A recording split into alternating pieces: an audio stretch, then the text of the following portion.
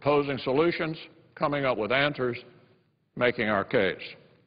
And we'll keep at it until our Democratic friends finally start to focus on the battle for America's future instead of the battle over next year's election. Mr. President, I suggest the absence of quorum. Clerk will call the roll. Mr. Akaka.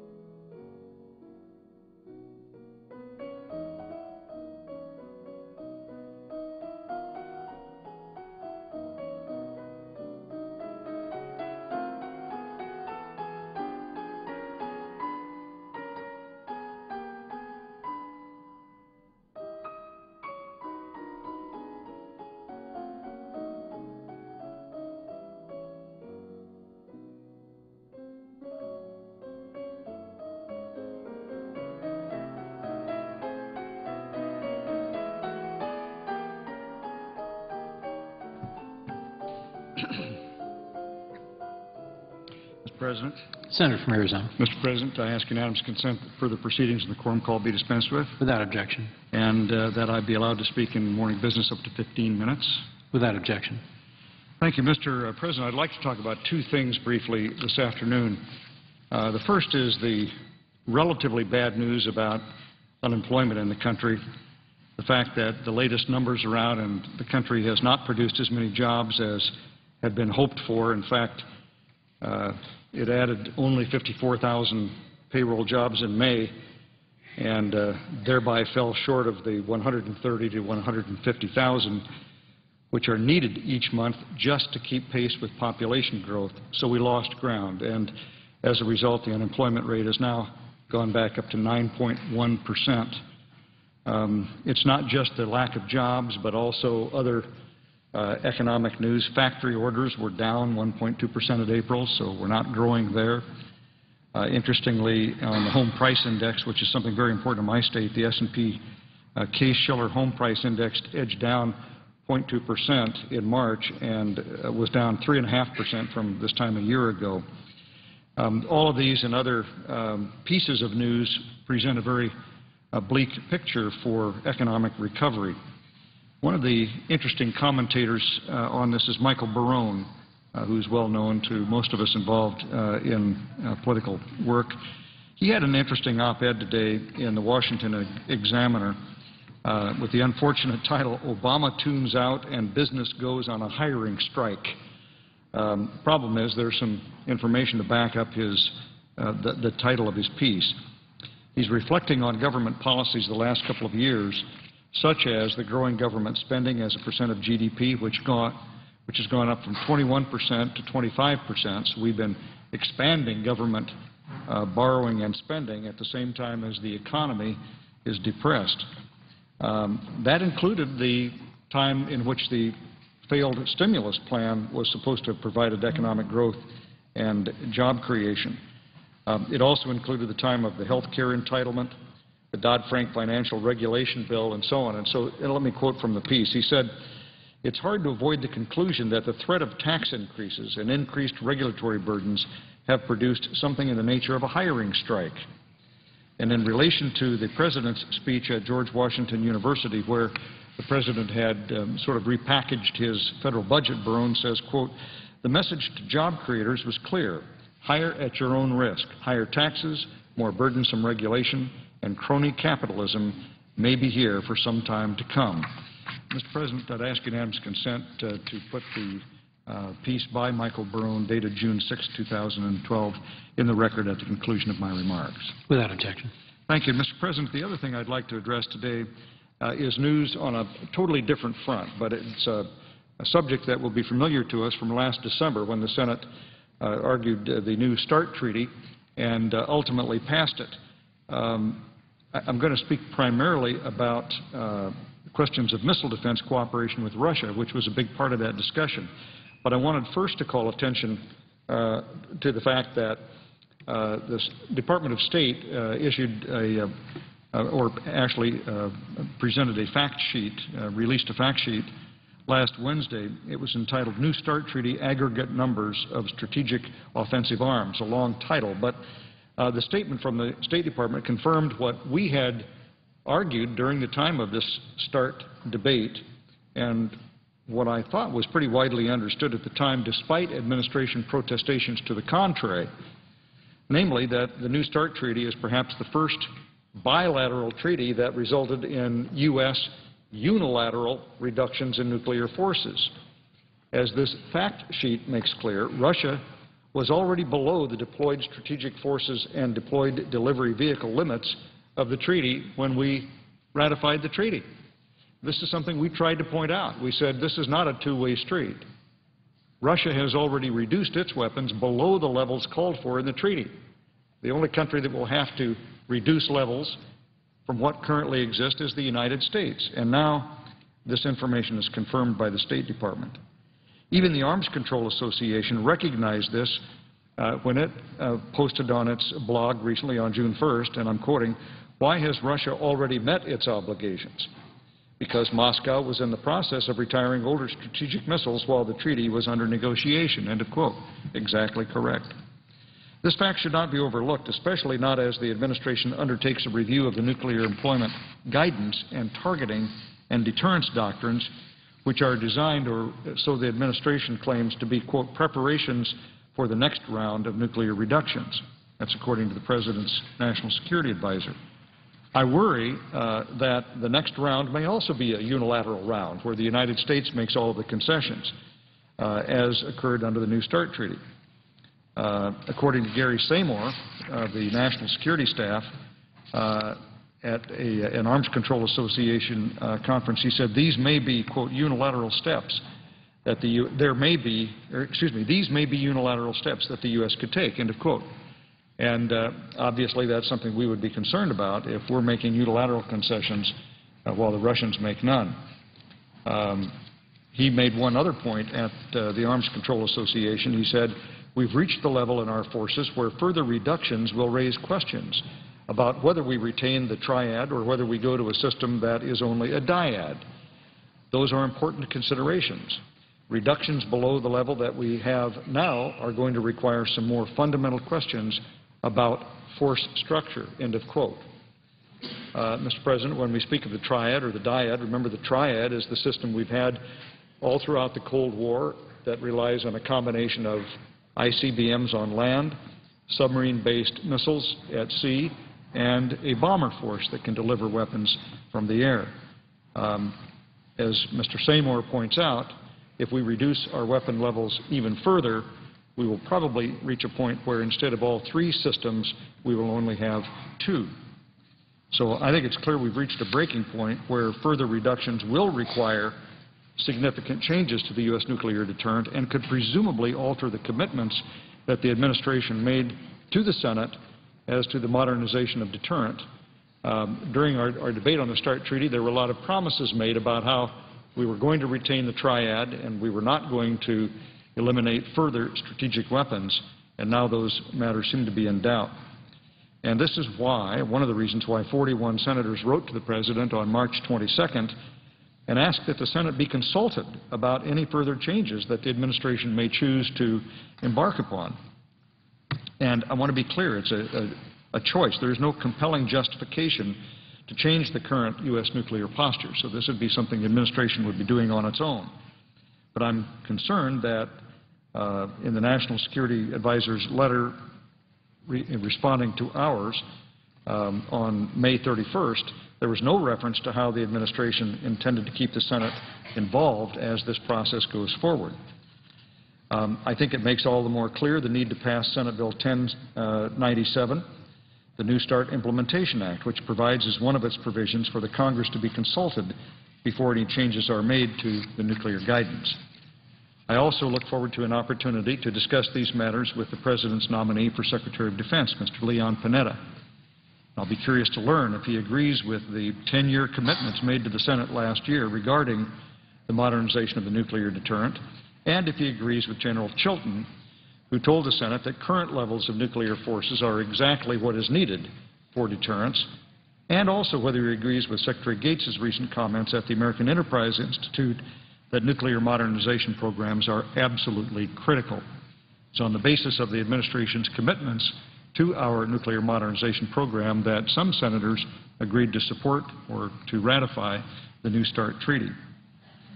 Let me turn now to the question of missile defense. During the consideration of the New START Treaty, many of us made the fundamental point that with respect to missile defense, there was no meeting of the minds between Russia and the United States. While the administration insisted that there were no restrictions on missile defense, either legal or otherwise, the Russian side believed that, and I'll quote here, the linkage to missile defense is clearly spelled out in the accord and is legally binding. That was noted by Russian Foreign Minister Lavrov on April 6th of last year. Of course, the administration was never willing to share with the Senate the negotiating record that the Russian negotiators obviously were aware of. Sharing the record with us might have cleared up just what understandings the Russians think they received during the negotiation of the treaty. In order to secure Russian support for the New START Treaty and assuage their misplaced concern about U.S. missile defense activities, the administration initiated talks with Russia to find common ground on missile defense cooperation, and it canceled the third site deployment in Poland and the Czech Republic.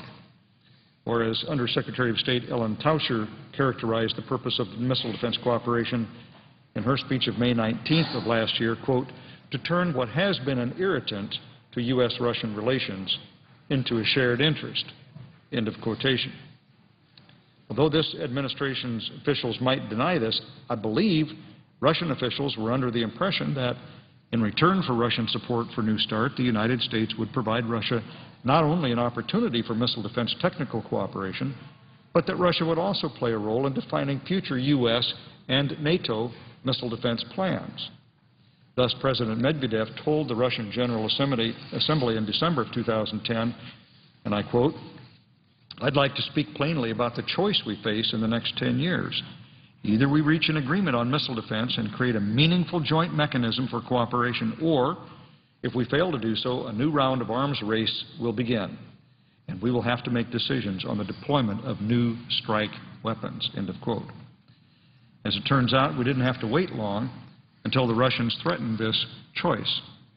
In response to the recently concluded U.S. and Romanian agreement to base SM-3 Block 1B missiles in Romania in 2015, President Medvedev has again threatened the United States and NATO with an arms race if these planned deployments go forward. On May 18th of this year, Medvedev told a gathering of journalists in Moscow, quote, that if we don't forge a missile defense cooperation model, we will have to take retaliatory measures, which we do not want to have to do. This will mean forcing the development of our strike nuclear potential, end of quote. Forcing the development of our strike nuclear potential. And Medvedev went on to reiterate a warning issued by the Foreign Ministry that Moscow may pull out of the New START disarmament agreement in response to the United States' position on missile defenses. This is precisely what many of us predicted would happen if we ratified the New START treaty in December. I just didn't think it would happen quite so quickly.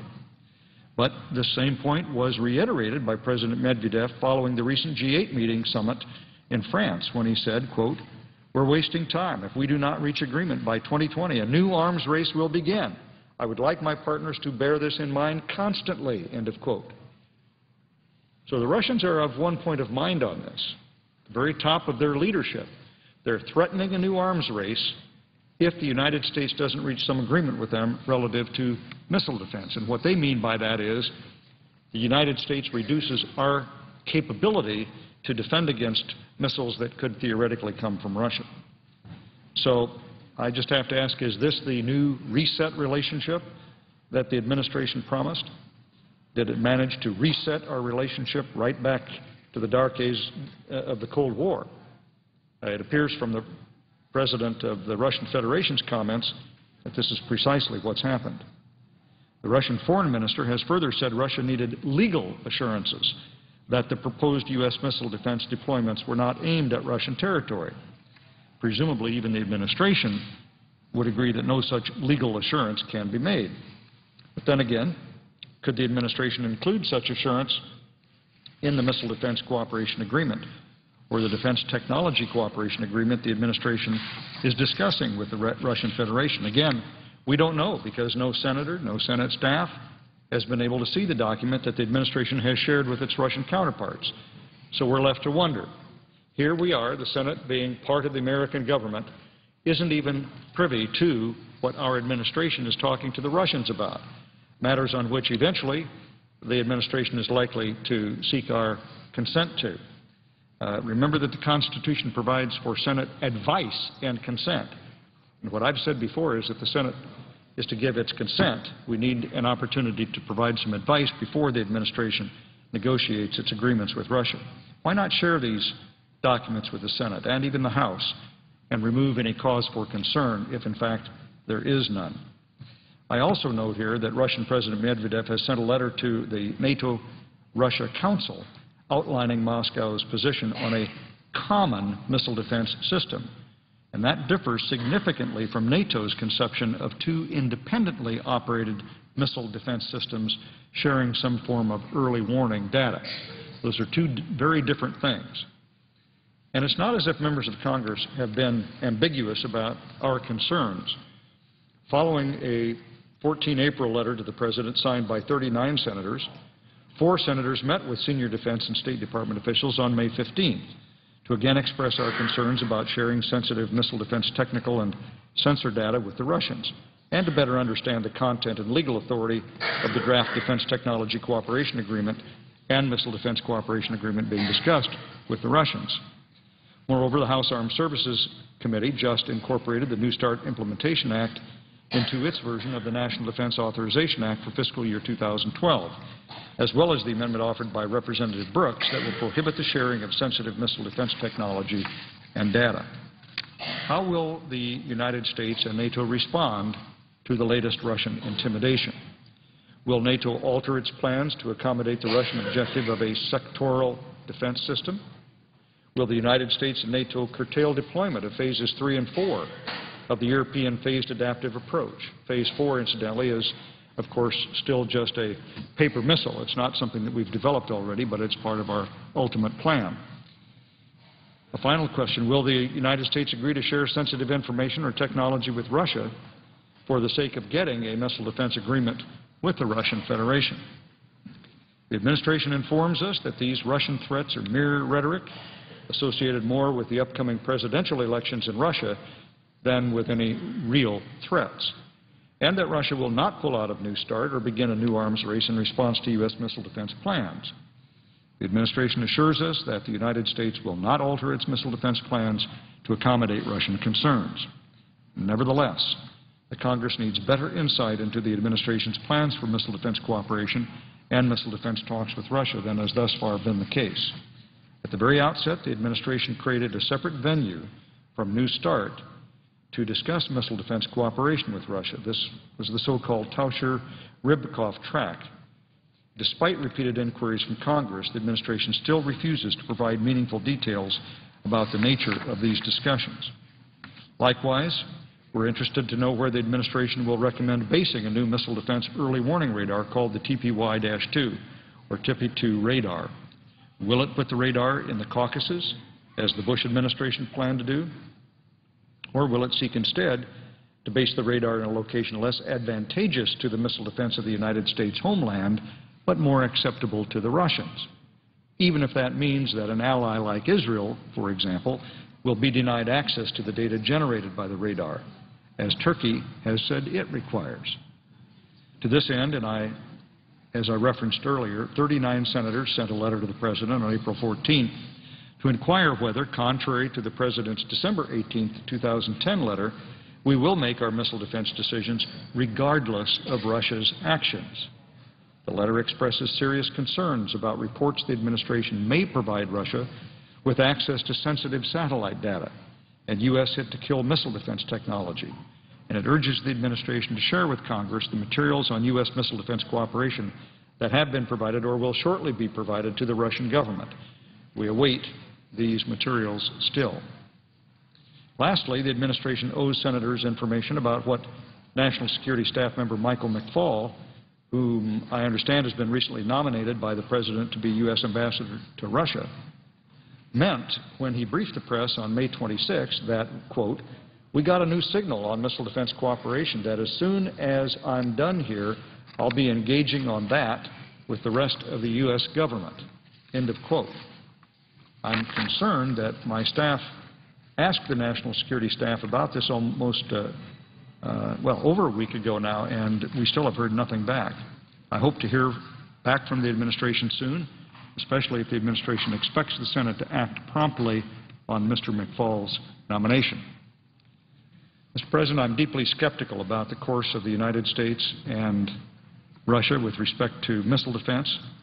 I think it should be abundantly clear that senators and House members will be paying very close attention to the development and deployment of the European phased adaptive approach to make sure that it is done in a manner consistent with the security of the United States without consideration to Russian, quote, understandings of what they think has been agreed to between the United States and Russia.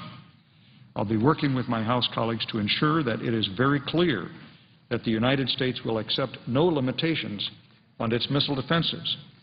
But I note, as I said at the very outset, that it's interesting that things that were told to us at the time that the Senate was debating the New START agreement have turned out not to be true, just as many of us predicted, starting with the proposition that the United States would be drawing our weapons down while Russia would not be. Now it turns out that's exactly what is happening, because the Russians were already at the levels they negotiated us down to. And so the question is, what did we get for our unilateral concessions? And it appears to me that the only thing we got is an understanding by Russia that they're also going to be able to talk us down from our missile defense plans that could protect both the United States and allies in Europe. Or, that as an alternative, the Russians would become part of a cooperative missile defense program which would, of necessity, require the sharing of information that would be inimical to the U.S. national interests. So, Mr. President, I express these concerns in the hope that we can receive information from the administration that might allay our concerns, might persuade us that it is not involved right now in negotiations, in effect behind the Senate's back. And the best way to assure us is to share with us the information that we've requested in these comments and in letters that we've sent previously. I hope that the administration will, next time it asks our consent, be able to say that it had also asked for our advice, because I'm afraid if it does not, the Senate is much less likely to provide its consent to any new agreements that might be submitted. Mr. President, I note the absence of a quorum. Clerk will call the roll. Mr. Akaka.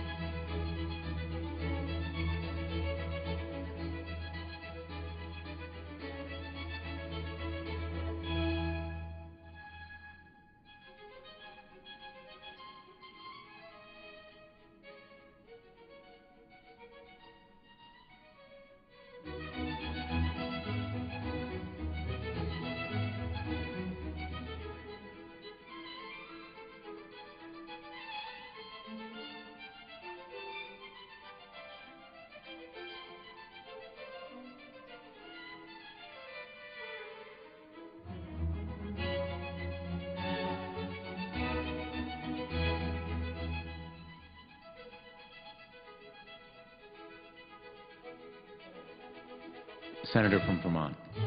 Mr. President, I ask consent to call the quorum be dispensed with. Without objection. And, Mr. President, I ask unanimous consent that the